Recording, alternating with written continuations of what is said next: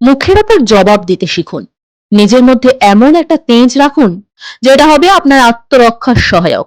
ওই তেজটাই আপনার অস্ত্র। আপনি বুঝিয়ে দিন আপনি সহজ কিন্তু সস্তা নয়। তবে তার জন্য লোকে আপনাকে অহংকারী বলবে, হয়তো খারাপ কথাও বলবে। লোকের কথায় কান দেবেন না। অহংকার রাখতে হয়, ওটাই আপনার ব্যক্তিত্ব। গোলাপের এত গৌরব, দেখবেন তবুও তার কাঁটা আছে। কাঁটা আছে বলে গোলাপের গৌরব কি একটুও কমেছে, নাকি তার সৌন্দর্যের এতটুকুও ঘাটতি হয়েছে? আপনি যত বেশি নরম, মানুষ ভাবে আপনি তত বেশি দুর্বল। সে ভেবে নেয় আপনার সাথে যা খুশি করা যায়। আপনি যেখানে শক্ত, সেখানে সে আপনার ভক্ত। সাপুড়ে সাপ খেলা দেখায়, বিষাক্ত সাপকে নিয়েই।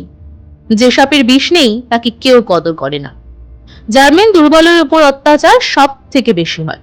নিজের তেজটা ধরে রাখুন এমন ভাবে, পাথরের গায়ে থাপ্পড় লাগলে যতটা না পাথরের লাগে, তার থেকে বেশি যেমন নিজের লাগে, ঠিক তেমনি।